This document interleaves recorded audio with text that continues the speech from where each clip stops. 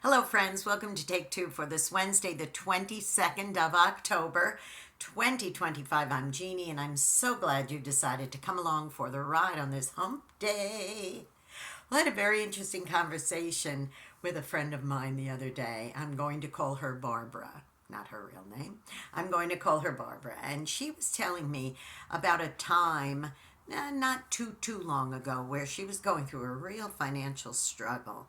And the reason why she was sharing this with me was as a just a way of saying, isn't it amazing how things work out so well and God provides the way He does, etc. And I said, well, what happened? She said, well, I was having a little bit of a struggle, and like the last straw that broke the camel's back was when my washing machine broke down, and I thought, oh my goodness, this is too much. I can't do this. She lives in a cold weather climate, so it would be really hard for her to wash clothes by hand and hang them out on the line and all that.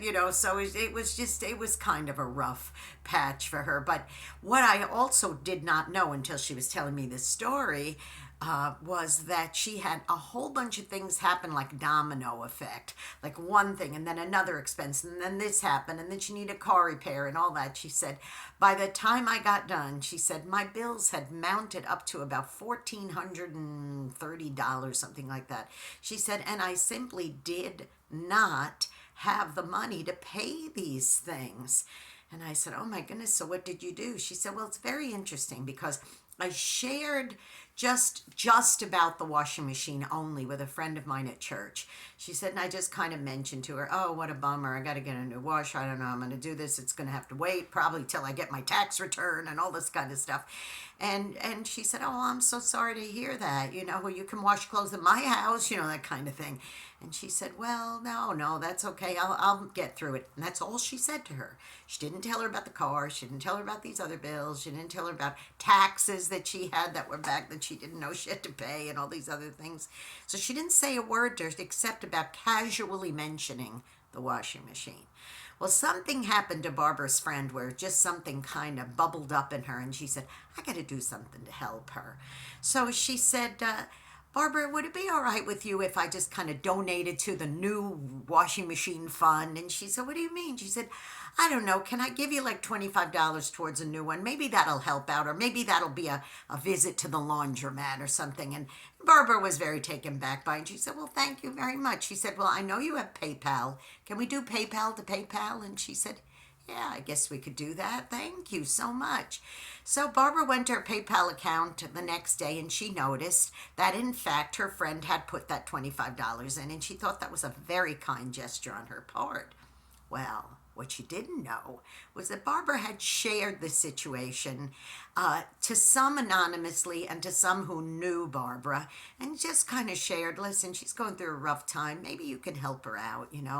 And she said, the woman is a widow. And she said, and, it even says in the Bible to help out widows in distress. And so she didn't know that she had gone and told others about it. But Barbara said that when she went to go to her PayPal account to use it, she noticed that a bit of money had been put in.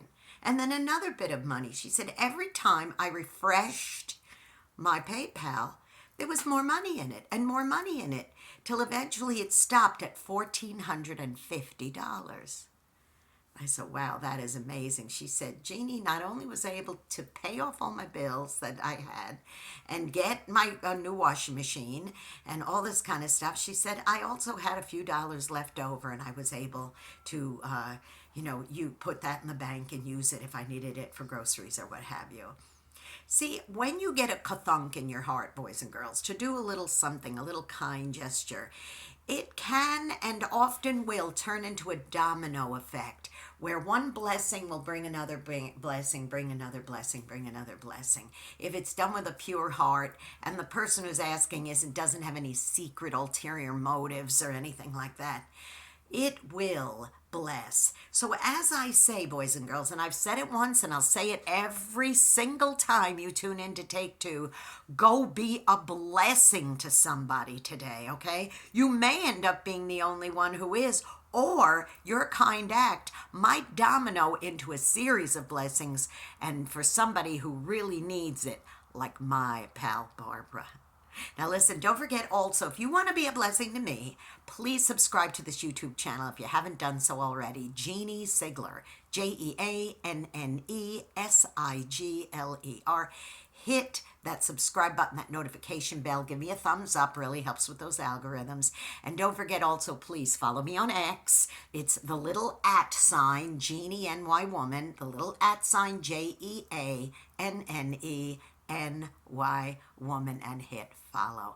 Don't forget to also tune into my program Through the Eyes of a New York Woman every Saturday on ultimateoldiesradio.com at 9 Eastern, 8 Central, AM and PM, and an encore presentation on oldies700.com on Sundays at 5 Eastern, 4 Central, AM and PM. You be blessed. Do something kind because you want to see that multiplication.